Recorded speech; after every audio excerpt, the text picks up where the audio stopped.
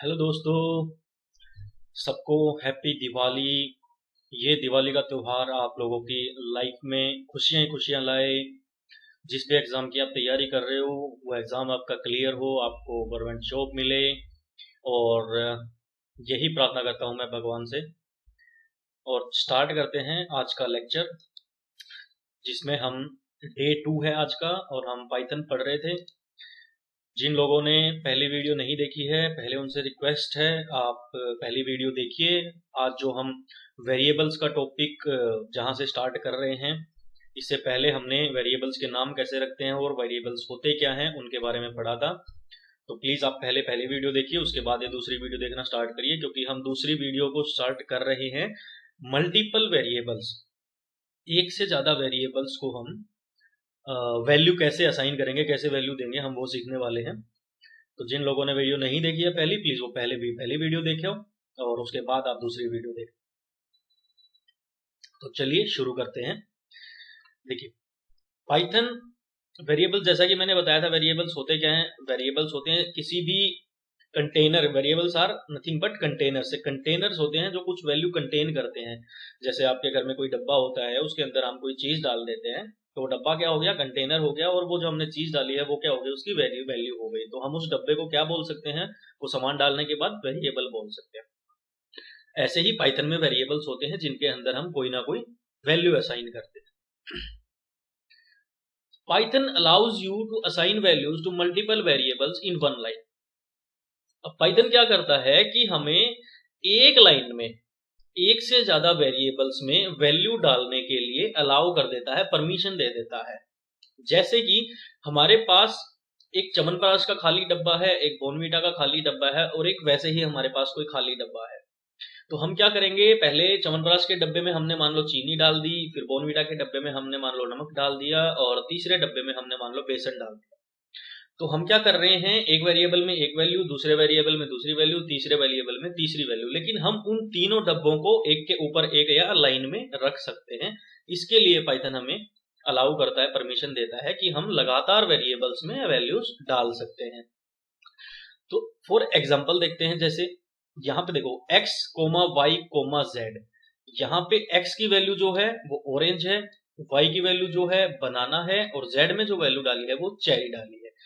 अब अगर आप प्रिंट x, प्रिंट y और प्रिंट z अगर एक साथ तीनों लिखोगे और फिर अगर आप एंटर की प्रेस करोगे, तो हमें जो आउटपुट मिलेगा वो मिलेगा ऑरेंज, बनाना और चेरी। ठीक है। You can assign the same value to multiple variables in one line. अब मान लो हमारे पास जो च्यवनप्राश का डब्बा था, हमने उसमें डाल दी चीनी, बॉर्नवीटा के डब्बे में भी हमने डाल दी चीनी, और जो खाली डब्बा था एक और हमारे पास, उसमें भी हमने डाल दी चीनी। हम अलग अलग वेरिएबल्स में सेम वैल्यू भी डाल सकते हैं, ये हमें पाइथन अलाउ करता है। ये x है, y है, z है। लेकिन हमें ध्यान क्या रखना है, जब हम एक से ज्यादा वेरिएबल्स में सेम वैल्यू डालते हैं तो सबके बीच में इक्वल टू का साइन जरूर लगाना होता है। यहाँ पे हमने x is equal to y is equal to z is equal to orange कर दिया, यानी कि इन तीनों वेरिएबल्स में हमने सेम वैल्यू डाली है, एक ही वैल्यू डाली है, ऑरेंज डाली है। फिर अगर हम print x, print y, print z करवाएंगे, तो हमारे पास आएगा ऑरेंज, ऑरेंज, ऑरेंज, क्योंकि हमने तीनों वेरिएबल्स के बीच में इक्वल टू का साइन लगाया। ठीक है। क्या कर सकते हैं, हम अलग अलग वेरिएबल्स में अलग अलग वैल्यू डाल के एक लाइन में वो भी डाल सकते हैं। तीन अलग अलग वेरिएबल, चार अलग अलग वेरिएबल, या कितने भी अलग अलग वेरिएबल्स में हम सेम वैल्यू डाल सकते हैं। बस फर्क किस चीज का है, यहाँ पे हमें ध्यान रखना है, जब हम एक से ज्यादा वेरिएबल्स में सेम वैल्यू डालते हैं तो हमें बीच में इक्वल टू का साइन लगाना होगा। अब देखते हैं output variables. The Python print statement is often used to output variables। अब पाइथन की जो प्रिंट स्टेटमेंट होती है वो आउटपुट वेरिएबल्स के लिए यूज होती है। कैसे यूज होती है अभी देखेंगे। प्रिंट स्टेटमेंट कौन सी होती है, देखो, print x, print y, print z, ये प्रिंट स्टेटमेंट होती है। To combine both text and a variable. कोई भी टेक्स्ट है, मान लो जैसे यहाँ पे ये मल्टीपल नाम का शब्द है, ये कोई भी एक टेक्स्ट है, और एक वेरिएबल एक्स वाई जेड कोई भी एक वेरिएबल है। Python uses the plus character. अगर हमें कोई एक स्ट्रिंग वैल्यू है, इंग्लिश में लिखे हुए जो शब्द होते हैं या इंग्लिश में लिखी हुई जो बातें होती हैं, कोई भी वर्ड होता है, सेंटेंस होता है, उसको हम स्ट्रिंग बोलते हैं। और प्लस माइनस डिवीजन ये सारे क्या होते हैं, हमारे कैरेक्टर होते हैं। तो अगर हमें कोई टेक्स्ट वैल्यू और कोई वेरिएबल अगर हमें जोड़ना है तो हम प्लस कैरेक्टर का यूज करेंगे। अगर क्वेश्चन ऐसे आ जाए कि in Python to combine both text and a variable what Python will use, तो Python uses the plus character, उसमें हो plus minus division question mark कुछ भी हो, मतलब तो आपको पता होना चाहिए कि वहां पे प्लस कैरेक्टर का यूज होगा कहां पे, एक टेक्स्ट वैल्यू को और एक वेरिएबल को जोड़ने के लिए। फॉर एग्जाम्पल हमने x को वैल्यू असाइन कर दी, मान लो awesome, AWESOME, एक स्ट्रिंग वैल्यू हमने x को असाइन कर दी और हम प्रिंट करवाते हैं पाइथन इज प्लस और x। You can also use the plus character to add a variable to another variable. तो प्लस कैरेक्टर का साइन हम टेक्स्ट वैल्यू और वेरिएबल को जोड़ने के लिए भी कर सकते हैं और प्लस कैरेक्टर का यूज हम दो वेरिएबल्स को जोड़ने के लिए भी कर सकते हैं। यहाँ पे हमने x वेरिएबल को वैल्यू असाइन करी है awesome, प्रिंट करवाते हैं पाइथन इज x, तो हमारे पास आउटपुट क्या आएगा, आउटपुट आएगा पाइथन इज awesome, क्योंकि हमने टेक्स्ट वैल्यूज को और वेरिएबल की वैल्यू को जोड़ा है कहां से, प्लस के साइन से। दूसरा एग्जांपल लेते हैं, x में हमने लिख दिया पाइथन इज, y में हमने लिख दिया awesome और z में हम लिखते हैं x प्लस y और फिर हम z की वैल्यू प्रिंट करवाते हैं, तो हमारे पास क्या आएगा, पाइथन इज awesome। ठीक है, तो एक से ज्यादा वेरिएबल्स को जोड़ने के लिए भी प्लस का यूज करते हैं, कोई टेक्स्ट वैल्यू और वेरिएबल जोड़ने के लिए भी प्लस का यूज करते हैं। अब आते हैं ग्लोबल वेरिएबल्स क्या होते हैं। एक फंक्शन होता है, आप फंक्शन को डीप में मत समझने की कोशिश करना, फंक्शन क्या होता है। आप वैसे मान लो कि कोई चीज होती है, कोई फंक्शन होता है, उस फंक्शन के बाहर हम कोई वेरिएबल असाइन करते हैं, कोई वेरिएबल फंक्शन के बाहर बनाते हैं। As in all of the example above are known as global variables. अभी जब भी हमने अब तक जो हमने पीछे वाले एग्जांपल देखे थे, जो ये एग्जांपल हमने देखा था, एक फंक्शन के बाहर हमने वेरिएबल बनाया था। तो अगर क्वेश्चन आ जाए कि variables that are created outside of a function, option में मिले आपको global variable, simple variable, only variables, तो आपका आंसर क्या होना चाहिए, आपका आंसर होना चाहिए ग्लोबल वेरिएबल्स। कि फंक्शन के बाहर जो वेरिएबल्स बनाए जाते हैं उनको बोला जाता है ग्लोबल वेरिएबल्स।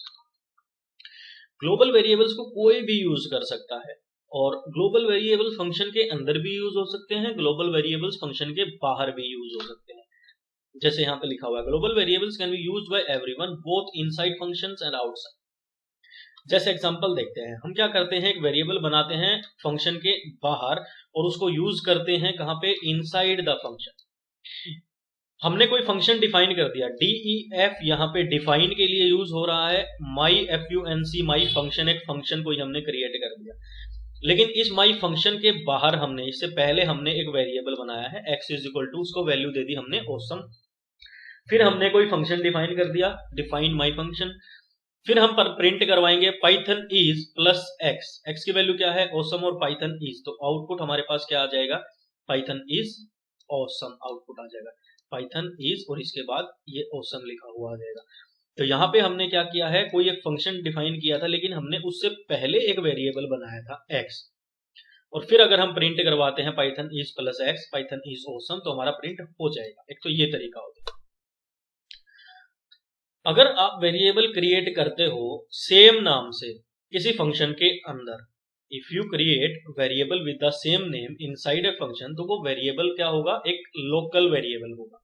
ये बात आपको ध्यान रखनी है कि अगर हम कोई वेरिएबल एक जैसे नाम से, सेम नाम से किसी फंक्शन के अंदर बनाते हैं तो उस वेरिएबल को बोला जाता है लोकल वेरिएबल, और कोई वेरिएबल जब हम फंक्शन के बाहर बनाते हैं उसको बोला जाता है क्या, अभी बताया था मैंने, सोचो, global variable. And can only be used inside the function, जो भी वेरिएबल हम सेम नाम से फंक्शन के अंदर बनाएंगे उसको बोला जाएगा लोकल वेरिएबल, और वो सिर्फ फंक्शन के अंदर ही यूज हो सकता है।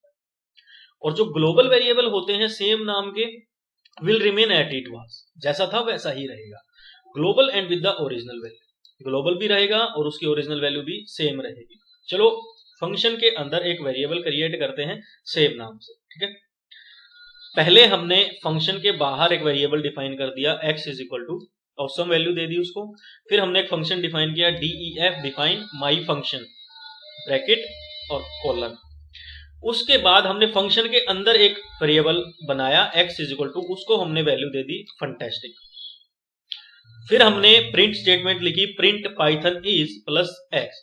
तो यहां के हिसाब से आपके हिसाब से क्या आना चाहिए, पाइथन इज फंटेस्टिक आना चाहिए या ऑसम आना चाहिए?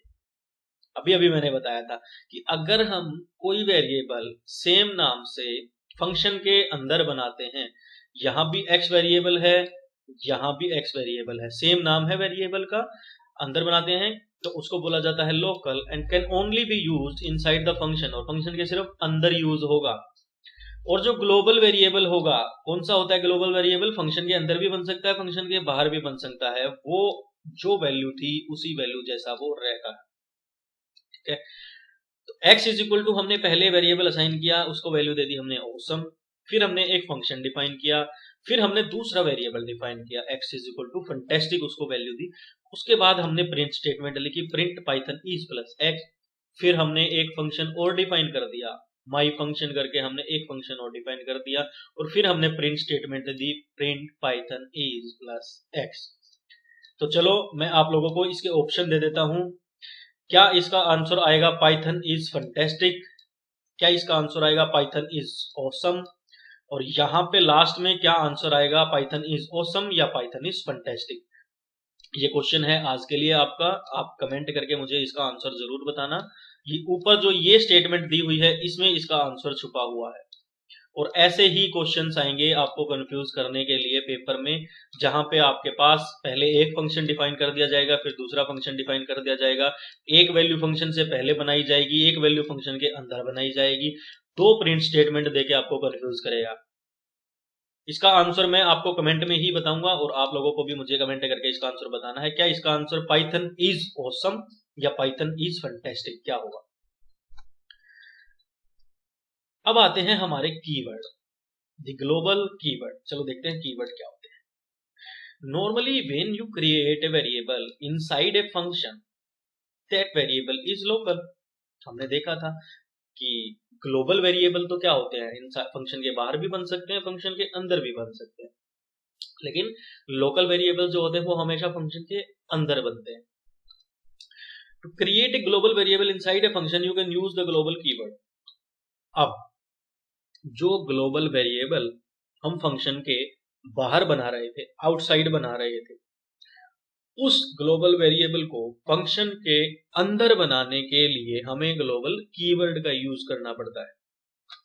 For example, if you use the global keyword the variable belongs to the global scope. थोड़ी सी टिपिकल स्टेटमेंट है, ध्यान से सुनो, कि अगर हम ग्लोबल कीवर्ड का यूज करते हैं तो जो वेरिएबल है वो बिलोंग करता है टू द ग्लोबल स्कोप। ये ग्लोबल स्कोप नाम की एक चीज है, इसके बारे में ज्यादा सोचने की जरूरत नहीं है, सिर्फ इतना याद रखो कि अगर कहीं पे ऐसा क्वेश्चन लिखा हुआ आ जाए कि if we use the global keyword, अगर हम ग्लोबल कीवर्ड का यूज करते हैं तो वेरिएबल बिलोंग्स टू द, और यहाँ पे हो क्वेश्चन मार्क, ऑप्शन पहला हो global scope, global variable, global keyword, और इनमें से कोई नहीं, तो आंसर क्या दोगे? Global scope.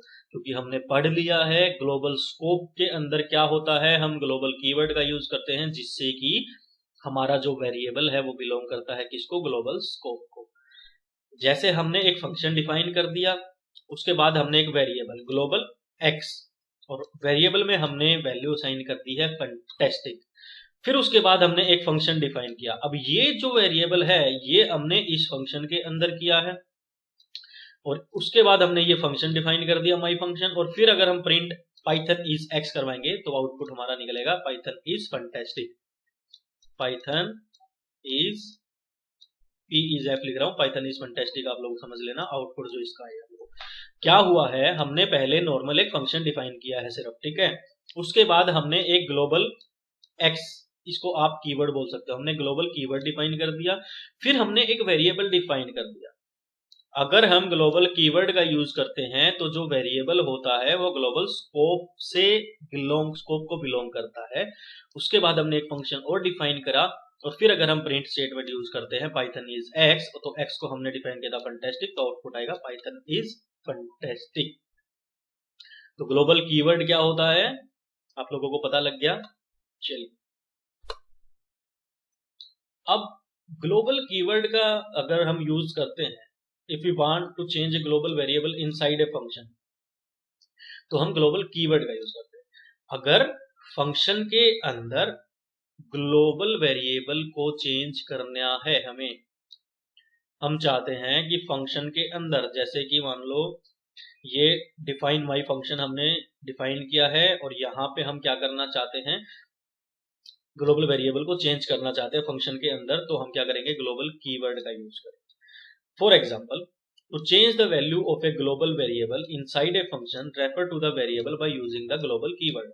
अगर ग्लोबल वेरिएबल की वैल्यू को, जो भी वैल्यू हमने ग्लोबल वेरिएबल को दी है, मान लो फंटेस्टिक दी है, अगर हम उसको बदलना चाहते हैं, चेंज करना चाहते हैं फंक्शन के अंदर, तो क्या करना है, refer to the variable by using the global keyword.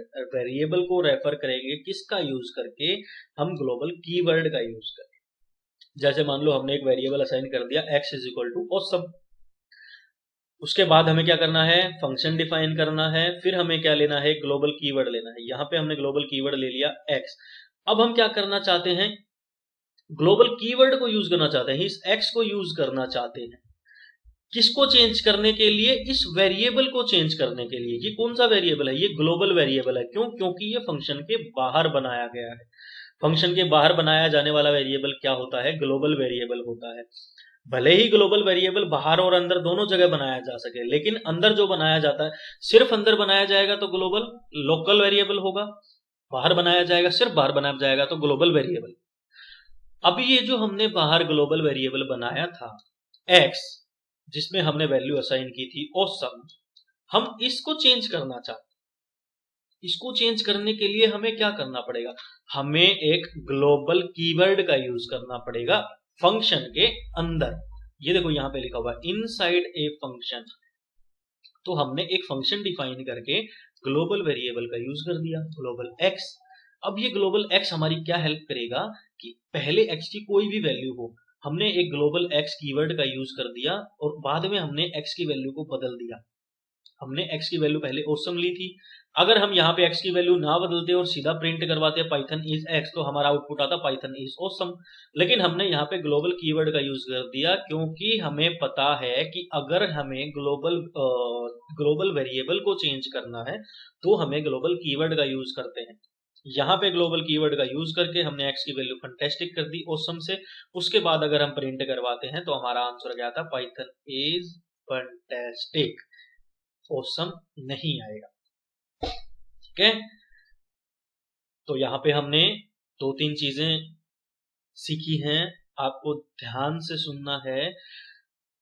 हम ग्लोबल कीवर्ड का यूज कब करते हैं, जब हमें ग्लोबल वेरिएबल को चेंज करना होता है। ग्लोबल वेरिएबल क्या होता है, फंक्शन के बाहर बनाया गया वेरिएबल होता है। उसको अगर हमें फंक्शन के बाहर बनाए गए वेरिएबल को चेंज करने के लिए फंक्शन के अंदर ग्लोबल कीवर्ड का यूज करना होता है दोस्तों। तो आई होप आपको ये चीज बिल्कुल अब क्लियर हो गई।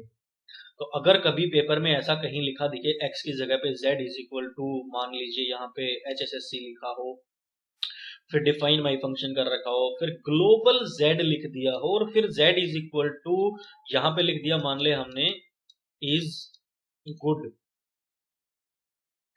और फिर माई फंक्शन, और फिर प्रिंट करवा दिया मान लो हमसे यहाँ पे HSSC इज, और x हमने क्या लिखा था यहाँ पे, गुड। तो HSSC इज गुड हमारा जो होगा वो आउटपुट होगा। ठीक है, चलिए ठीक है भाई, कीवर्ड का और वेरिएबल्स का कॉन्सेप्ट हमारा होता है खत्म। तो आप लोगों को आई होप समझ में आ गया होगा कि पाइथन कीवर्ड क्या होते हैं और पाइथन वेरिएबल्स क्या होते हैं। यहाँ से हमने स्टार्ट किया था, पाइथन वेरिएबल्स हमने देखे थे कैसे असाइन करते हैं, पाइथन वेरिएबल नेम कैसे असाइन होता है, सिर्फ कैरेक्टर्स, अल्फान्यूमेरिक कैरेक्टर्स और अंडरस्कोर्स का यूज होता है। पाइथन वेरिएबल के नाम हम नंबर से नहीं शुरू कर सकते और डैश और क्वेश्चन मार्क इन चीजों का यूज नहीं कर सकते, और वेरिएबल्स के नाम जो होते हैं वो केस सेंसिटिव होते हैं। फिर हमने एक से ज्यादा वेरिएबल्स को असाइन वैल्यू करके देखी कैसे होती है। ग्लोबल वेरिएबल्स के बारे में हमने देखा, फंक्शन के बाहर बनाए जाने वाले वेरिएबल्स को ग्लोबल फंक्शन वेरिएबल्स बोलते हैं। उसके बाद हमने ग्लोबल कीवर्ड को देखा, और फिर हमने देखा कि कैसे हमें ग्लोबल कीवर्ड का यूज करके फंक्शन के अंदर ग्लोबल वेरिएबल को चेंज करवाते हैं। अब हम देखते हैं पाइथन डेटा टाइप्स। अगर आप लोग बोर हो रहे हैं, आपको मजा नहीं आ रहा है, तो आप क्या कर सकते हैं, वीडियो को पॉज कर सकते हैं, पानी वानी पी सकते हैं, और लड़के जो उनका मन करे वो कर सकते हैं, कुछ भी कर सकते हैं। गर्ल्स पानी वानी पी सकती हैं, थोड़ा बहुत घूम सकते हैं इधर उधर। और प्लीज वीडियो को लास्ट तक जरूर देखना और अपने दोस्तों के साथ शेयर करना, क्योंकि हम पूरे की पूरी पाइथन पढ़ने वाले हैं 11th 12th एनसीईआरटी बेस पे, HSSC ग्राम सचिव के लिए स्पेसिफिक। तो चलिए देखते हैं पाइथन डेटा टाइप्स। प्रोग्रामिंग में डेटा टाइप जो होता है वो बहुत ही इंपॉर्टेंट कॉन्सेप्ट होता है। अब वेरिएबल्स क्या होते हैं, अब वेरिएबल के बारे में हमने पढ़ा है कि variables can store data of different types. Variable different type का, अलग अलग तरह का डेटा जो है अपने अंदर स्टोर कर सकते हैं। च्यवनप्राश के डब्बे के अंदर चीनी डाल दी हमने, बोर्नविटा के डब्बे के अंदर हम नमक डाल सकते हैं, कुछ भी अलग अलग कर सकते हैं। Different types can do different things, हम बहुत किस कर सकते हैं। एक डब्बे के अंदर हम बहुत सारा मटेरियल जो डाल सकते हैं, एक वेरिएबल के अंदर काफी सारी वैल्यूज डाल सकते हैं। Now Python has the following data types built in by default in these categories. Built in by default का मतलब होता है पहले से बने हुए, ठीक है। अब टेक्स्ट टाइप अगर कोई डेटा टाइप होता है उसकी शॉर्ट फॉर्म होती है str। वैसे इसको बोला जाता है string।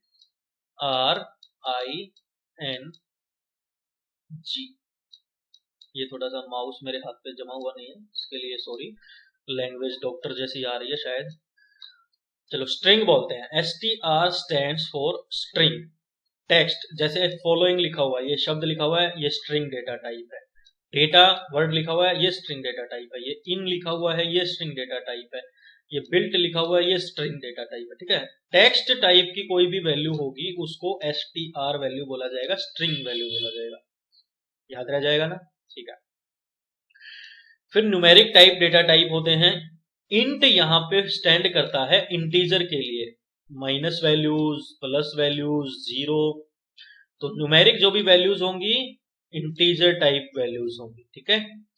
फ्लोट, फ्लोट यहां पे यूज होता है फ्लोटिंग पॉइंट नंबर्स के लिए, 1.1, 0.2, यानी कि डेसिमल के साथ कोई भी वैल्यू होगी उन वैल्यूज को हम बोलते हैं फ्लोट टाइप वैल्यूज, ठीक है।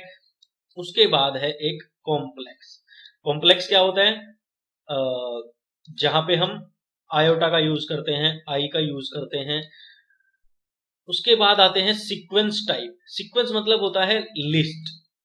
एक x इज इक्वल टू, हमने एक लिस्ट डिफाइन कर दी जहां पे फ्रूट्स के नाम है, y इज इक्वल टू दूसरी लिस्ट डिफाइन कर दी जिसमें बाइक्स के नाम है, तो उसको बोलते हैं हम लिस्ट डेटा टाइप। फिर एक ट्यूपल होता है, फिर रेंज होता है, फिर मैपिंग टाइप में डिक्शनरी होती है, सेट टाइप्स में सेट और फ्रोजन सेट होते हैं, बुलियन टाइप में बुल वैल्यूज होती हैं, ट्रू फॉल्स वैल्यूज होती हैं, फिर bytes, byte array, memory view. इन सब के बारे में हम अभी धीरे धीरे एक एक करके पढ़ने वाले हैं, टेंशन लेने की बात नहीं है। अभी बस आपको पता इतना बताना था कि इंट, फ्लोट और कॉम्प्लेक्स हो तो numeric type, list, tuple, range है तो सीक्वेंस टाइप, डिक्ट है तो mapping type, set frozen set है तो सेट टाइप्स, बूल है तो boolean type, bytes, byte array, memory view है तो बाइनरी टाइप्स। इसमें सिर्फ इतना आपको ध्यान रखना। You can get the data type of any object by using types। यहां पे ये क्या बता रहा है, अगर हमें पता करना है कि दिया हुआ डेटा टाइप किस तरह का डेटा टाइप, तो हमें टाइप ब्रैकेट स्टार्ट और उसके अंदर लिखना होता है x इज इक्वल टू 5 लिखा हुआ है। हमें पता करना है कि ये x में जो वैल्यू है ये किस तरह की वैल्यू है, तो हम प्रिंट ब्रैकेट में टाइप ब्रैकेट में x का नाम लिखें, तो हमें पता लग जाएगा कि जो इसके अंदर वैल्यू है वो कैसी वैल्यू है। आपको भी बताया था इंट टाइप की वैल्यू। ये तो तरीका होता है कोई भी डेटा टाइप पता करने का। प्रिंट फंक्शन के अंदर हम इस टाइप फंक्शन का यूज करते हैं, ठीक है। तो अगर क्वेश्चन आ जाए कि how can we get the data type of any object, और हो क्वेश्चन मार्क, ऑप्शन में टाइप ये ब्रैकेट हो, टाइप करली ब्रेसेस दे दे, टाइप स्क्वायर ब्रैकेट दे दे, तो आंसर क्या दोगे? टाइप और ये स्मॉल ब्रैकेट होती है। अब डेटा टाइप को सेट कैसे किया जाता है, सेटिंग द डेटा टाइप, वो देखते हैं। पाइथन के अंदर क्या होता है कि जो डेटा टाइप होता है वो सेट किया जाता है जब हम किसी वेरिएबल को कोई वैल्यू असाइन करते हैं। अब यहाँ पे ये जो x x x आपको दिख रहा है, ये क्या है? एक वेरिएबल ही तो है। अब देखो, अब x के अंदर हमने हेलो और ये वर्ल्ड लिखा, तो हमने x वेरिएबल में वैल्यू असाइन की है हेलो वर्ल्ड, और हेलो वर्ल्ड किस तरह की वैल्यू है? str, क्योंकि टेक्स्ट टाइप की वैल्यू है और स्ट्रिंग वैल्यू है। और हमें पता करना हो कि ये x में जो वैल्यू डाली है ये किस तरह की जो वैल्यू है, तो हमें क्या फंक्शन यूज करना पड़ता है? हमें टाइप और ब्रैकेट ये फंक्शन यूज करना पड़ता है। x में हमने 20 लिख दिया तो किस तरीके की वैल्यू हो गई? इंट वैल्यू हो गई। x में हमने 20.5 लिख दिया तो कैसी वैल्यू हो गई? फ्लोटिंग वैल्यू हो गई। x में हमने 1j लिख दिया तो किस तरह की वैल्यू हो गई? कॉम्प्लेक्स वैल्यू हो गई। अब देखो, क्वेश्चन आया था x इज इक्वल टू, एक ऐसे दिया हुआ था, एक x इज इक्वल टू ऐसे दिया हुआ था, और पूछा हुआ था, देखो सेम है, एप्पल एप्पल, बनाना बनाना, चेरी चेरी। पूछा हुआ था कि दोनों में से लिस्ट डेटा टाइप का एग्जांपल कौन सा है। तो ध्यान रखना, लिस्ट डेटा टाइप जो होता है वो स्क्वायर ब्रैकेट्स में लिखा जाता है। ये जो ब्रैकेट दिख रहे हो बड़ी वाले स्क्वायर ब्रैकेट। ट्यूपल वैल्यू जो होती है वो स्मॉल ब्रैकेट्स में लिखी जाती है। ऑलवेज रिमेंबर, बहुत इंपॉर्टेंट चीज है। नॉर्मली पाइथन में हम 3 तरह की ब्रैकेट यूज करते हैं, स्क्वायर ब्रैकेट, स्मॉल ब्रैकेट और करली ब्रेसेस। अब करली ब्रेसेस ये रही यहाँ पे, इसके बारे में भी देखते हैं। तो लिस्ट को कैसे पहचानोगे? बड़ी ब्रैकेट से। ट्यूपल को कैसे पहचानोगे? छोटी ब्रैकेट से। x इज इक्वल टू हमने लिखा रेंज और ब्रैकेट में लिख दिया 6, तो साफ साफ पता लग रहा है कि रेंज डेटा टाइप का यूज हुआ है। रेंज आगे हम देखेंगे रेंज क्या होता है, अच्छे से पढ़ेंगे सबके बारे में। फिर x इज इक्वल टू हमने देखो करली ब्रेसेस के अंदर एक नेम वर्ड का यूज कर दिया, कॉलन जोन का यूज कर दिया, कोमा एज कोलन 36। तो यहाँ पे हमने क्या किया है? यहाँ पे हमने नेम डिफाइन कर दिया है जोन, कोमा देके एज डिफाइन कर दी है 36। तो कौन सा डेटा टाइप होता है? डिक्ट डेटा टाइप होता है, और करली ब्रेसेस के अंदर होता है।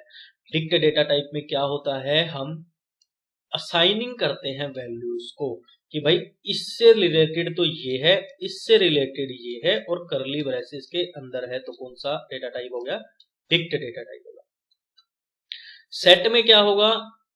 सिंपल वही लिस्ट की तरह पे, ट्यूपल की तरह से नॉर्मल हम वैल्यूज उसके अंदर डालेंगे, बट फर्क क्या होता है? लिस्ट स्क्वायर ब्रैकेट में, ट्यूपल स्मॉल ब्रैकेट में, और सेट करली ब्रेसेस। ये 3 चीजें आपको ध्यान रखनी है। देखो, चेरी चेरी, बनाना बनाना, एप्पल एप्पल, वैल्यू तो सेम है और सब कुछ सेम है, बस फर्क किस चीज का है? ब्रैकेट्स का फर्क है, ठीक है। x is equal to frozen set, small bracket और करली ब्रेसेस जब दोनों यूज होती हैं तो फ्रोजन सेट होता है, ठीक है। ट्रू और फॉल्स बुलियन वैल्यूज होती हैं, बुल डेटा टाइप होता है। x is equal to b hello, तो यहाँ पे बाइट, बी बाइट्स को डिफाइन करता है। बाइट एरे होगा तो बाइट एरे आपको लिखा दिख जाएगा, मेमोरी व्यू होगा तो मेमोरी व्यू लिखा दिख जाएगा। बाकी ये नीचे वाले जो 3 हैं इनसे अभी तक कोई भी क्वेश्चन नहीं आया है, इन ऊपर वाले सबसे हर शिफ्ट में क्वेश्चन आ चुका है। तो एक बार वीडियो को दोबारा से 2-3 मिनट पीछे करके आप इन सबको रिवीजन जरूर कर लेना, सुन लेना। चलिए कुछ क्वेश्चन देखते हैं। The following code example would print the data type of x. What data type would that be? x is equal to 5 है तो print type x करना है, तो आप बताना ये x क्या है। x में हमने कौन सी वैल्यू असाइन की हुई है? तो आप लोगों को पता है x में हमने int वैल्यू असाइन की हुई है। The following code example would print the data type of x, what would data type that be. सारे सेम क्वेश्चन है, बस हमें वैल्यू बतानी है कौन सी है। x is equal to hello world कैसी वैल्यू होती है, स्ट्रिंग वैल्यू होती है, str होती है। x इज इक्वल टू 20.5 कैसी वैल्यू होती है, फ्लोट डेटा टाइप होता है। x is equal to apple banana cherry दिया हुआ है और प्रिंट टाइप x किया हुआ है, तो बड़ी ब्रैकेट के अंदर या स्क्वायर ब्रैकेट के अंदर हम क्या करते हैं, लिस्ट होती है हमारी। x is equal to apple banana cherry value assign की हुई है, लेकिन छोटी ब्रैकेट है तो छोटी ब्रैकेट के अंदर क्या होता है, ट्यूपल होता है। और x is equal to curly braces के अंदर हमने एक वैल्यू को यहाँ पे डिफाइन किया है, एक वैल्यू को यहाँ पे डिफाइन किया है और प्रिंट करवाया है टाइप x। तो 6th क्वेश्चन का आंसर आप लोग मुझे कमेंट करके दोगे कि किसी वेरिएबल के अंदर करली ब्रेसेस का यूज करके हम वैल्यूज को बताते हैं कि इसके लिए हमने इसका यूज किया है और इसके लिए हमने इसका यूज किया है, और प्रिंट करवाते हैं टाइप ऑफ दैट एक्स, तो हमें कौन सी वैल्यू मिलेगी, ये कौन सी वैल्यू यहाँ पे असाइन की हुई है, कौन सा डेटा टाइप यहाँ पे होगा। ठीक है, तो ये 6 का आंसर। और एक आंसर मैंने आपसे पहले पूछा था वहां पे कि पाइथन इज फैंटास्टिक या पाइथन इज ऑसम, क्या आएगा, 2 आंसर हो गए। चलिए, आज के लिए इतना बहुत है। आज के लिए हमने कुछ 5-6 क्वेश्चंस देखे हैं डेटा टाइप्स के। हमने डेटा टाइप्स का एक चेहरा देखा है कैसे होते हैं, कैसे हम डेटा टाइप की वैल्यू पता कर सकते हैं और डेटा टाइप होते क्या हैं। हमने ग्लोबल वेरिएबल देखा है, ग्लोबल कीवर्ड देखा है, उससे पहले हमने ग्लोबल वेरिएबल्स देखे हैं, उससे पहले हमने मल्टीपल वेरिएबल्स की वैल्यू असाइन की थी। ठीक है दोस्तों, तो आई होप आपको ये चीज समझ में आई होगी एंड मैं भरोसा करता हूं कि आप लोग अच्छे से कर भी रहे होगे, सीख रहे होगे। इसी तरीके से लगे रहिए ग्राम सचिव के एग्जाम में 25, 26, 27 दिसंबर को जो पेपर है आपका। अगर पाइथन से या कंप्यूटर से रिलेटेड कोई क्वेश्चन आया वो हमारा गलत नहीं होगा, ये हम खुद के ऊपर भरोसा करके बैठे हैं और मैं आपके साथ हूं, आप मेरा साथ देना। थैंक यू सो मच, और एक बार फिर से आप लोगों को very very happy Diwali and thank you so much देखने के लिए वीडियो पूरी की पूरी। और कल मिलते हैं दूसरे टॉपिक के साथ, पाइथन नंबर्स के टॉपिक के साथ। Thank you so much.